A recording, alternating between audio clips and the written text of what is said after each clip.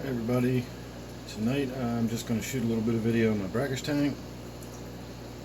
I'm going to throw a little bit of flake food in there now, and we'll get to see some action as the fish go for the surface stuff.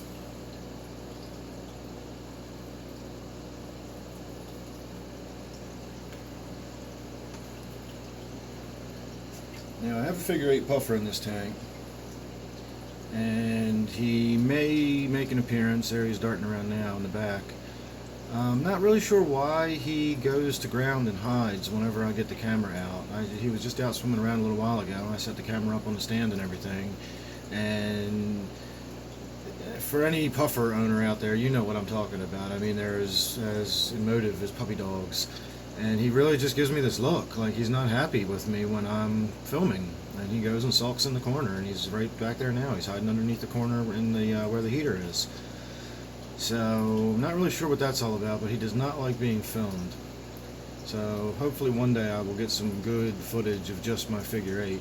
In the meantime, we will get to see the other inhabitants of the tank. It's a strange group, just kind of happened.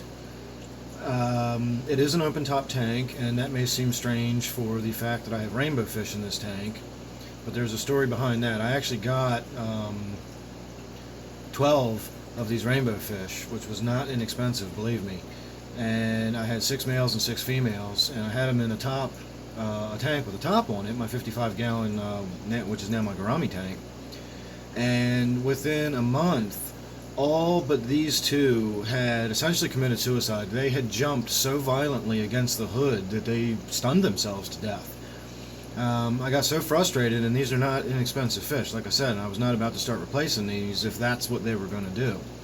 So when I first set this brackish tank up, I was trying to think of different animals I could put in here, and it just so happened that most rainbow fish, not all, but most, or I should say a lot, of rainbow fish can go in brackish water.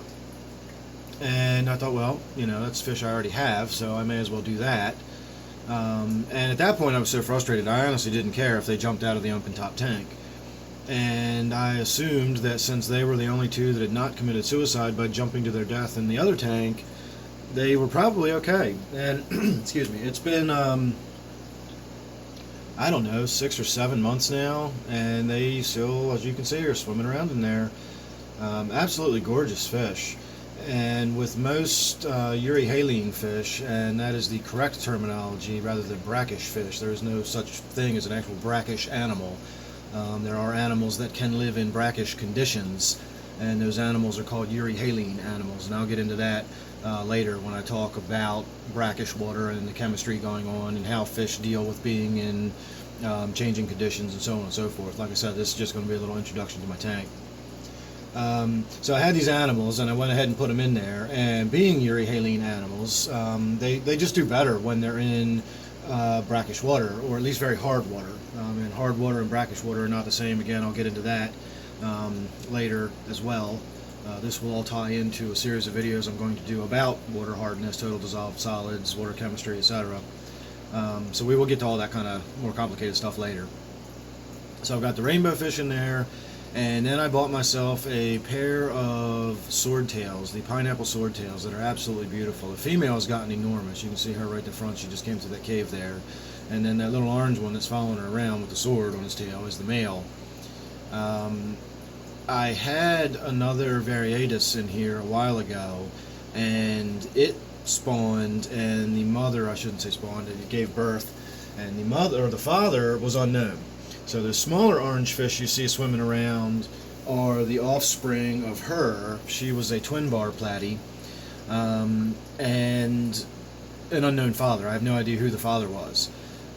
So those are basically just mixed, you know, I can't really call them anything, but they're live bearers, and they're in there.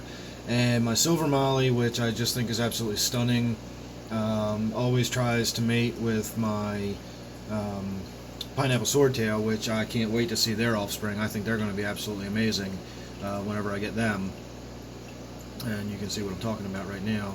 And then right there, front and center, that is my most recent addition to this tank, and that is a high-finned platy is what it was sold as, but I'm not sure whether it's a platy or a molly. At first I was thinking maybe it was a molly, but now I'm tending to think it does look more like a platy.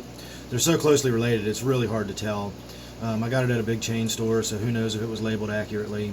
So again, I'm just going to kind of go with the idea that that's a mixed live bearer, and I'm not really going to worry about its genetics. It's just a cool fish in my tank, and I like it.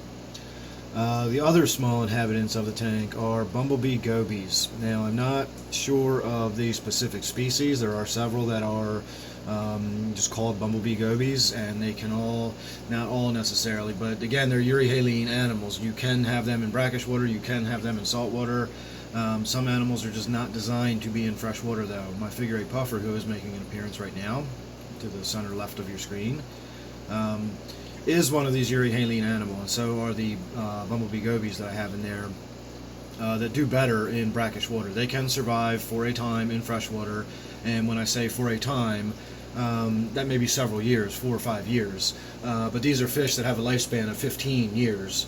So keeping it alive for 3 or 4 years in fresh water is not a good fish keeping. You know, just because it can stay alive for a little while in fresh water does not mean it's a freshwater animal. They are Euryhaline animals. They really do need to be in very hard or brackish water.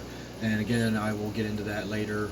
If that's something that interests you, then please subscribe, stay tuned, and check out my layman's lectures updates on my playlists, and I will get into more of the talking about water chemistry and the more complicated aspect later.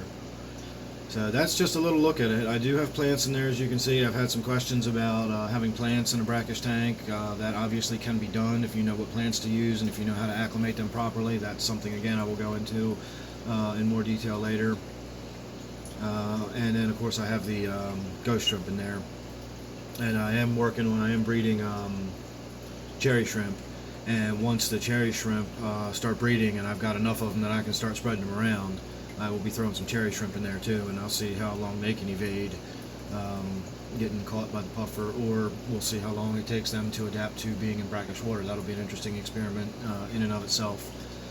I've also changed the filtration on this tank recently, gotten it cleaned up, made a few adjustments, so that's something I'll go over later when I do more of an update. Again, this is just, kind of an introduction for people that have not seen my brackish tank before. So that's about it. I don't really have anything else to say, which is surprising for me. So I'm going to call this a video. I hope you enjoyed. As I said before, please subscribe, please like my videos, and as always, I hope you enjoyed, and I thank you for watching.